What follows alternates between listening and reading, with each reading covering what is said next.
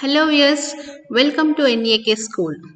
In this video, we will start learning about Introduction to Accounting and the way of learning it. The purpose of learning accounting knowledge is to manage finances for life of any business. In financial management, the one should focus on understanding what is finance and how to measure the financial positions, and to understand the steps are to be taken to improve the financial position. And it is also important to observe the growth and required consciousness while performing each transaction. Money is an essential capital for any business organization, along with the other resources such as human capital, intellectual capital, security assets, etc. But ultimately, the health and goodwill of any financial position of any business need to be measured and shown in the form of monetary value. Hence, the complete concept of accounting and its processes need to be learned with the following branches of accounting: financial accounting, cost accounting, and management accounting. Financial accounting can be defined as a process of systematic recording of all business transactions in chronological order in the various books of accounting to analyze and summarize the transactions with the intention of preparing financial statements to show the business results to all the stakeholders. And the purpose of cost accounting is a process of classifying the expenditure in a systematic manner with the intention of ascertaining costs and also controlling costs. And the practice of profit maximization and the information should give to the management for decision making.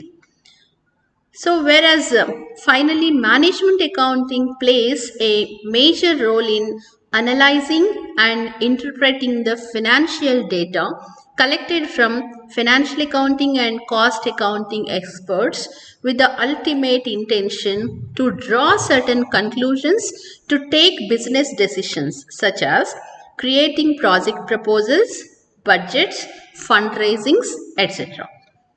When capital budgets are allotted for various business operations and after spending of required expenditure, the concept of financial accounting takes place to analyze the results of all expenditures, incomes, using of assets and business liabilities to all the stakeholders.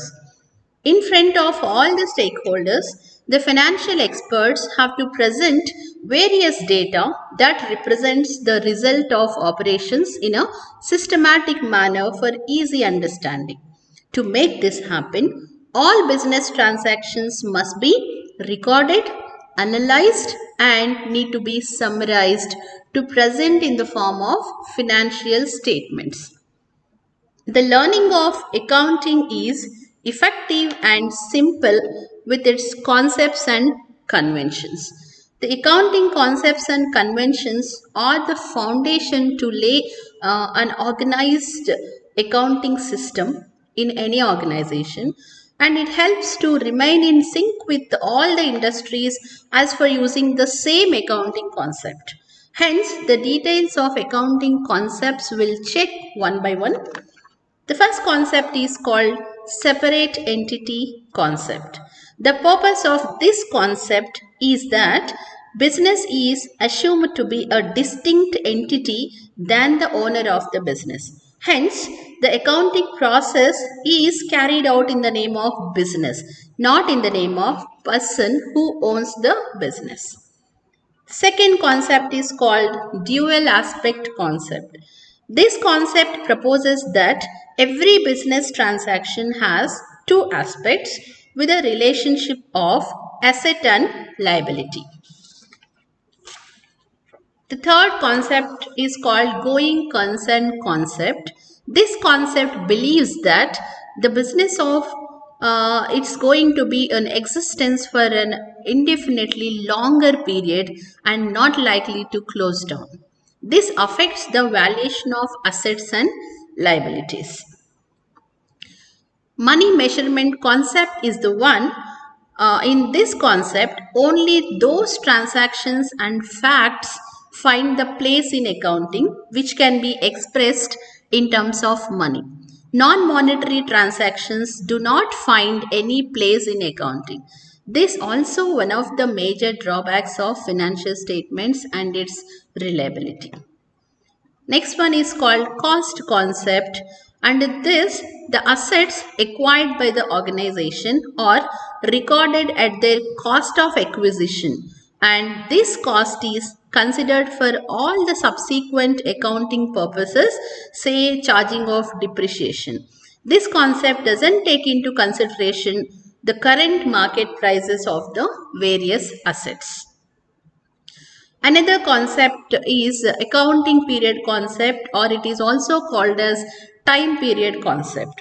Even if going concern concept proposes that the business is going to be existence for longer period of time in order to facilitate the preparation of financial statement on periodical basis, then longer time period is divided into shorter time segments in the form of accounting period as monthly, quarterly, half yearly, annually, like that.